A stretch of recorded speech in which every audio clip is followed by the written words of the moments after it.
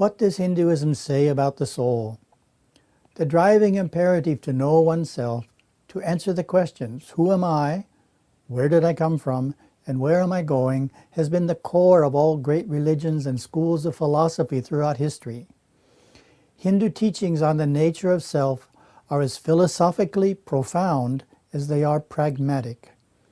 We are more than our physical body, our mind, emotions, and intellect, with which we so intimately identify every moment of our life, but which are temporary, imperfect, and limiting. Our true self is our immortal soul, the eternal, perfect, and unlimited inner essence, a pure being of scintillating light, unseen by the human eye, undetectable by any of the human senses, which are its tools for living in this physical world. Our soul is the source of all our higher functions, including knowledge, will, and love. It is neither male nor female.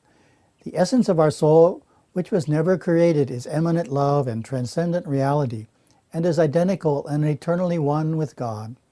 The Vedas explain, the soul is born and unfolds in the body, with dreams and desires and the food of life, and then it is reborn in new bodies in accordance with its former works. The quality of the soul determines its future body, earthly or airy, heavy or light.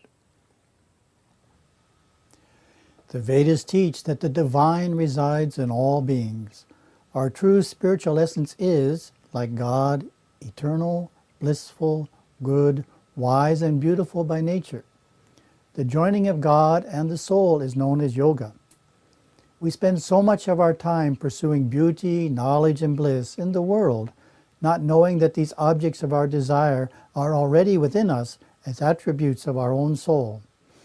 If we turn our focus within through worship and meditation, identifying with our true spiritual self, we can discover an infinite inner treasure that easily rivals the greatest wealth of this world.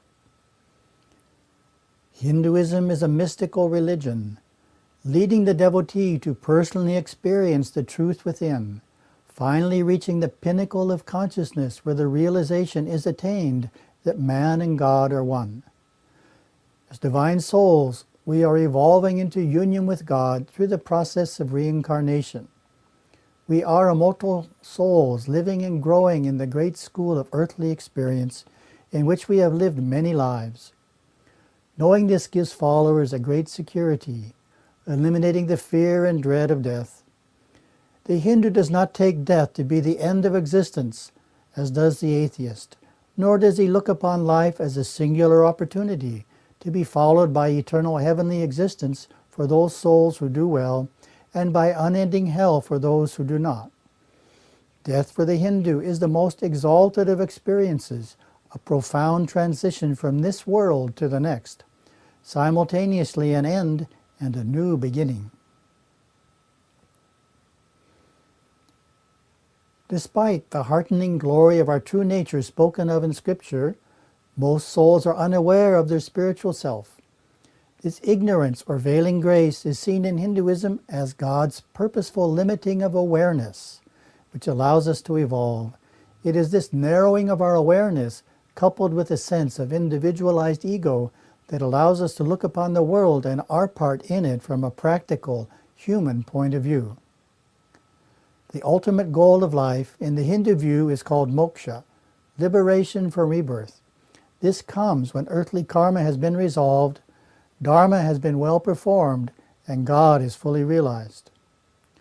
All souls, without exception, are destined to achieve the highest states of enlightenment, perfect spiritual maturity and liberation, but not necessarily in this life.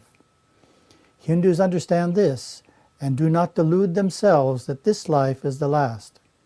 While seeking and attaining profound realizations, they know there is much to be done in fulfilling life's other three goals: righteousness, wealth, and pleasure.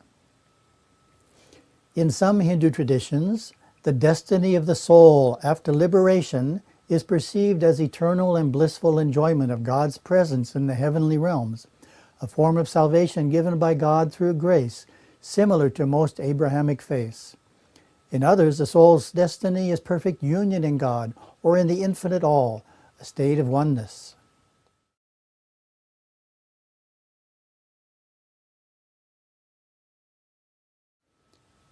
From the Hindu perspective, the world is the place where our destiny is shaped, our desires fulfilled, and our soul matured. Without the world, known as Maya, the soul cannot evolve through experience.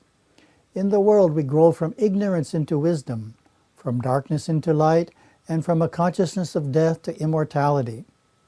The whole world is an ashram in which all are evolving spiritually.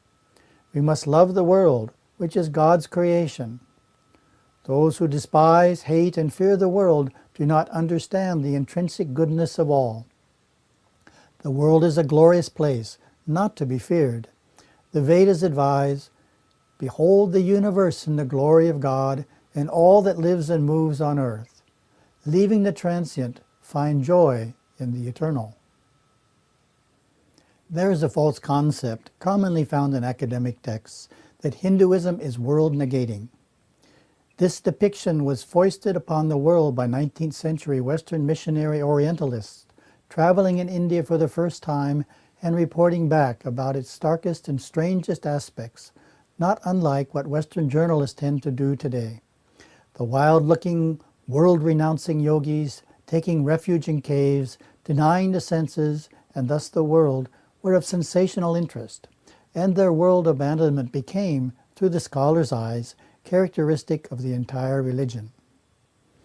Hinduism's essential, time-tested monastic tradition makes it no more world-negating than Christianity or Buddhism, which likewise have traditions of renunciate men and women living apart from the world in spiritual pursuits.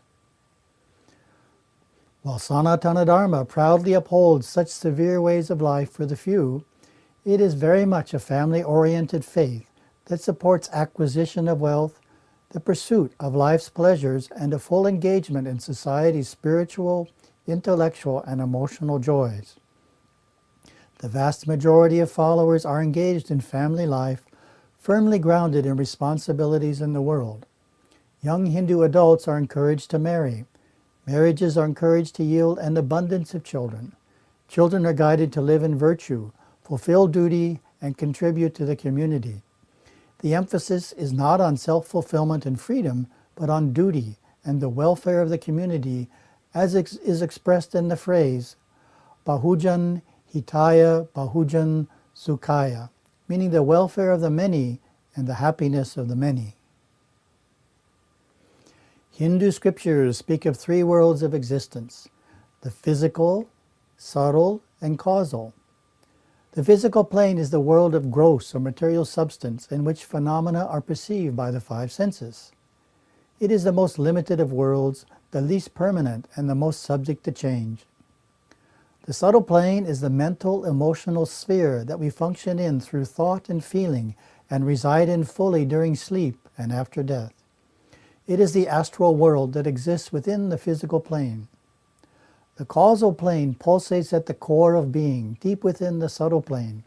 It is the superconscious world where the gods and highly evolved souls live and can be accessed through yoga and temple worship. Hindus believe that God created the world and all things in it. He creates and sustains from moment to moment every atom of the seen physical and unseen spiritual universe. Everything is within Him. He is within everything. God created us. He created time and gravity, the vast spaces, and the uncounted stars. Creation is not the making of a separate thing, but an emanation of Himself. God creates, constantly sustains the form of His creations, and absorbs them back into Himself. According to Hinduism, the creation, preservation, and dissolution of the universe is an endless cycle. The creation and preservation portion of each cycle is a period of approximately 309 trillion years, at which point Mahapralaya, the great dissolution, occurs.